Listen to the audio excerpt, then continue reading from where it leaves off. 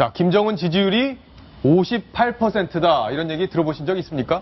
김정은, 북한 김정은 체제가 흔들리고 있다. 이런 얘기 참 많이 들으셨을 텐데 실제로는 기반이 좀 탄탄하다. 이런 얘기가 나오고 있습니다. 왜 그런 건지, 그리고 앞으로 이 권력 기반이 그대로 유지될지, 지금 경제 활성화를 위해서 여러 가지 노력을 한다고 하는데 그것들은 어떤 효과를 내고 있는지 지금부터 강명도 교수님과 함께 자세히 분석해 보겠습니다. 안녕하세요. 네, 안녕하십니까. 예. 자, 이 지지율이 58%다. 이게 북한 내부에서 이런 조사를 할 리는 없을 것 같은데. 당연하죠. 어디서 나온 수치인가요? 거기서 했다면 당연히 100% 나왔지. 58%면 저 사인 사람부터 총살당할 겁니다. 총살. 그러니까 이거는 예. 제가 봐선 몰래 북한 사람들을 상대로 해가지고 외부 기관에서 아마 한두 사람, 해외에 나와 있는 사람, 예. 일반 주민들이라든가 아니면 또 어떻게 북한하고 전화를 통화해서. 그러니까 이 58%라는 걸 믿을 수가 없는 거죠. 네. 뭐 100명이나 1000명 할 수는 없지 않습니까? 그 중에서 이제 했다는, 그나마도 58%가 됐다는 거 보니까 뭐 그나마도 조금 지지율이 있는데, 이게 아이러니하게도 네. 간부들 속에서는 오히려 지지율이 안 나와요. 이런 그래요? 전화를 하게 되면. 예. 지금 최근에 간부들 많이 오지 않습니까? 왜 안 오냐면 간부, 고위층, 국장 이상급, 장차관, 이 사람들은 김정은에 대해서 신뢰가 다 떨어지고 이제 너무나도 많은 사람들을 총살하고 간부들을 계속 죽이고 있기 때문에, 이런 아마 아이러니하게도 일반 주민들은 이런 지지를 보낼지 모르지만 고위층 간부들 속에서는 이런 지지가 안 나올 수도 있다고. 자, 이 질문 내용을 한번 볼 필요가 있을 텐데, 탈북 1년 미만 탈북자 100여 명을 대상으로 조사를 한 겁니다. 그랬는데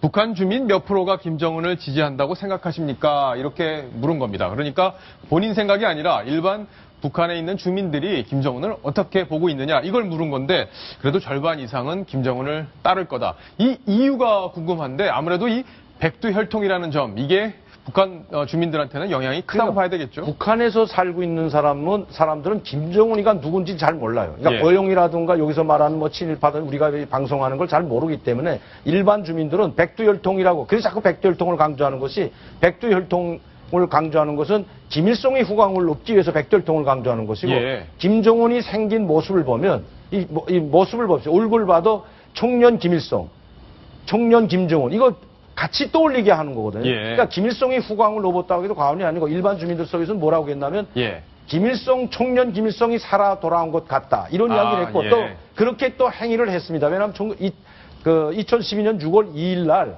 조선소년단 대표자 회의를 소집했는데, 그때 김정은이가 직접 지방에서 올라오는 대표들한테, 소년단 대표들, 어린 아이들이죠, 인민학교 2학년에서부터 중학교 한 2학년까지 학생들을 모집하는데 비행기까지 보내줬어요. 양강도에 있는 아이들은 비행기 보내주고 특별열차까지 보내줘가지고 연합단체 회의를 평양에서 소집했는데, 노동자 농민의 아들들 딸을 다 올려보내라고 했는데, 알고 보니까 그 중에는 중간 간부들, 협동농장 관리위원장, 농촌에서는 협동농장 관리위원장, 당비서 아들들도 올라왔는데, 노동자 농민 올라오라는데 왜 이런 간부들 너희 아들을 보냈냐. 예. 그래서 좋다, 그럼 너희가 농민 노동자 하면 된다고 다 잘랐다는 거 아닙니까? 그래요? 예, 그런데 이 소문이 북한에 쫙 퍼져가지고 그걸 노렸다는 겁니다. 이 김정은이나 조선노동당 선전부가. 예. 김정은이 이제 신격화 우상화를 위해서. 그러니까 일반 주민들은 청년 김정은은 뭐인가 다르다. 그러네요. 예. 아니 이거 간부자들, 옛날엔 간부자들이 가는 것이 웅당이 생각했는데, 예. 이번엔 간부자제 아이들을 속여서 보냈더니 그 간부들을 다 잘라서 진짜 노동자 농민을 돌려보냈다. 예. 이런 소문이 파닥이 퍼졌다는 겁니다. 그렇군요. 네. 굉장히 전략적으로 여러 가지 시도를 했다, 이렇게 볼 수 있는데, 자, 5년 전에 이맘때, 바로 이맘때 김정은이 첫 공식 석상에 나타난 걸로 기억이 되는데, 당시 사진이죠, 이게? 예, 맞습니다. 이 사진 내용 좀 설명을 부탁드릴게요. 이거 이제 2010년 9월에 네. 김정은이를 비롯해가지고 김경희, 현현촌을 비롯한 인민군 대장 칭호를 받는데, 장성택이 이때 당시 인민군 대장 칭호를 받았는데, 가장 나이 어린 김정은이가 대장 칭호를 받고, 2010년 10월 10일 날 당창건 65돌이죠. 예. 당창건 65돌 때 군사 퍼레이드하고 열병식으로 하는 김일성 광장 열병식 할 때 김정일이, 그 다음에 인민군 총참모장 썼던 이용호 총참모장 다음에 바로 김정은이가 선 모습이 나타났던 거죠. 그랬군요. 예. 그래서 그때 김정은이를 아마 북한 사람들은 그때 처음 봤을 겁니다. 예.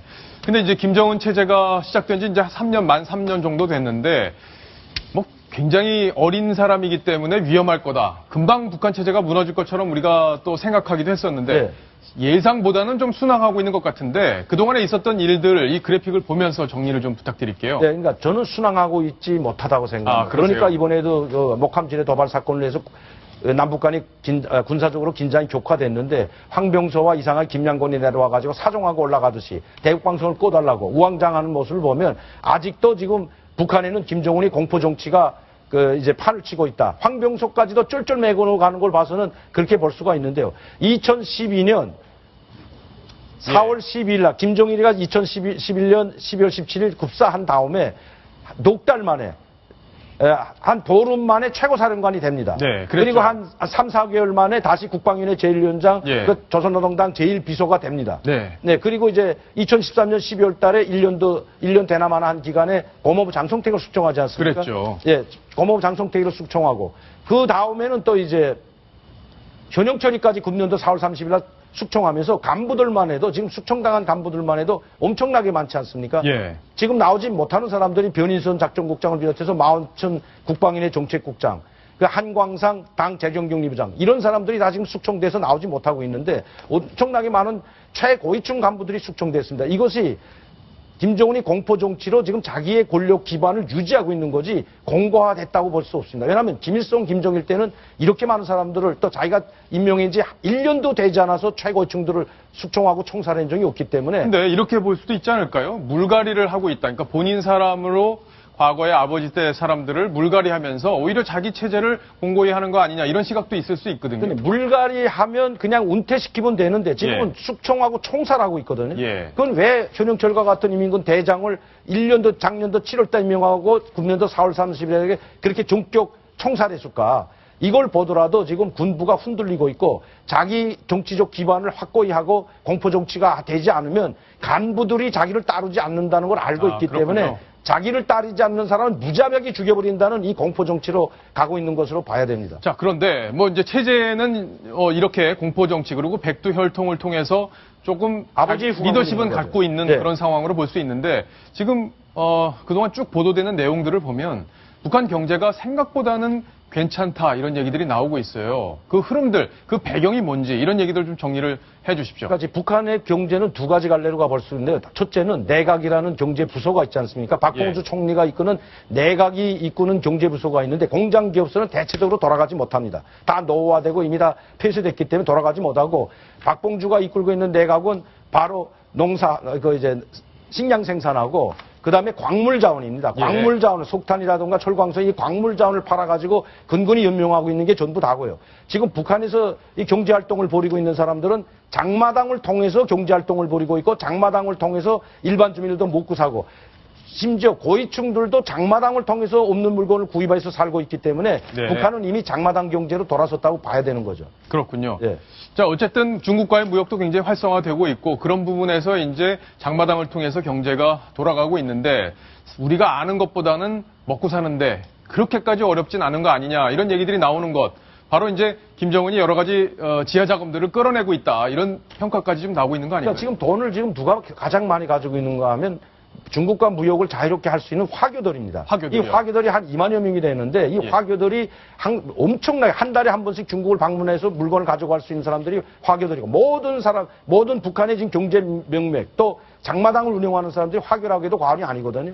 그리고 일부 이제 뭐 밀수하거나 권력기관을 끼고 중국에 밀수하는 사람들, 유통업자들 이런 사람들이 몰래 중국에서 물건을 들여오고 이제 장마당을 유통시키는데 화교들이 돈을 몽땅 가지고 있다 보니까 집도 팔고 이게 그래서 지금 달러로 집도 팝니다. 집을 지어서 팔고 예. 지방도 그렇고 평양도 그렇고 평양시에 약 한 60평짜리 아파트는 10만 불 정도에 팔고 지방에 있는 뭐 강계나 남포나 이런 지방 도시들에서는 5만 달러에 실질적으로 팔고 있습니다. 집을 지어서 이런 걸 판다는 것 자체는 사는 수요가 있기 때문에 팔고 그러겠네요. 있거든요. 예. 그러니까 이런 사람들한테 그전에는 만 달러만 누가 써 돈이 출처를 캤는데 출처를 캐다 보면 그 돈이 지하로 사장되기 때문에 그러겠죠. 예, 숨어들기 때문에 예. 그러면 돈이 돌질 않아요. 그래서 김정은이가 이런 유통업자들과 간단히 말씀드리면 유통업자들과 암시장에 들어가고 있는 이런 이제 고문손 있지 않습니까? 고문손으로 장사하는 사람들과 결탁을 했다고 봐야 될 것 같습니다. 아, 그렇군요. 예. 그러니까 경제를 살리긴 살려야 되겠고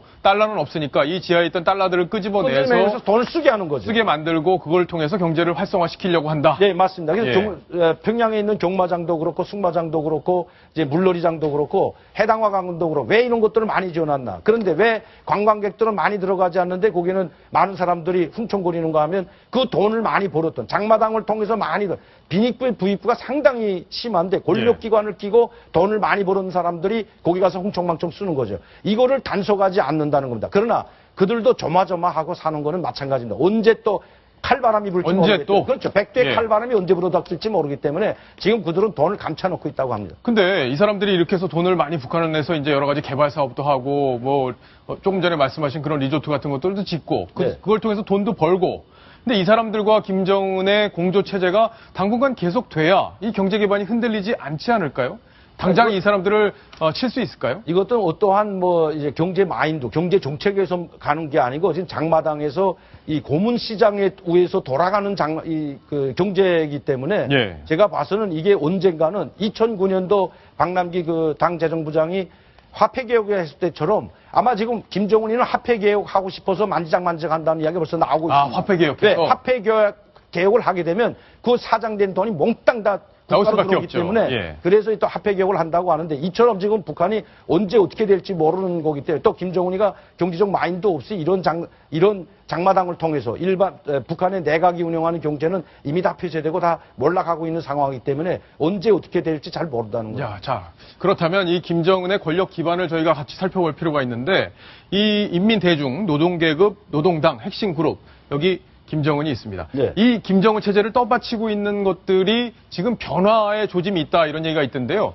그러니까 인민대중, 인민을 말하는 겁니다. 우리말은 국민들을 말하는데 서민층이든 중산층이든 이 사람들이 하는 이야기는 딱 한 가지입니다. 예. 제발 배급도 제대로 주지 못하면서 생필품도 공급하지 못하면서 우리를 못 살게 굴지 말라. 우리가 알아서 살 테니까 제발 못 살게 굴지만 말라는 것이 공통된 이야기입니다. 아, 못 살게 굴지 마라? 그렇죠. 노동계급은 지금 나가서 노동해서 일을 해야 되는데 일거리가 없어가지고 도로공사장에서 도로하던가 아니면 농촌동원 나가는 게 전부 다랍니다. 그리고 배급은 뭐 보름치 줬다, 5일치 줬다. 그것도 이제 군수공장 부문에 있는 노동자들만 배급 조금씩 주지 일반 사람들한테 이미 배급이 끊긴 게 오래고요. 그러면 노동당 간부들은 권력을 통해 가지고 장마당을 통해서 그 이제 유통업자들과 또 이제 고문손들과 끼고 권력계층들이 돈을 벌고 권력계층들이 지금 살만한 사람들이 노동당 간부들인데 문제는 중간 계층 간부들은 이 노동당 고위 간부들이나 이 엘리트 계층보다 중간 간부들은 오히려 국가안전보위부, 군보위부, 도보위부, 도보안송, 인민보안 이런 사람들은 오히려 하지 않겠다고 한답니다. 아, 않겠다고요? 통제만 강화하고 조금만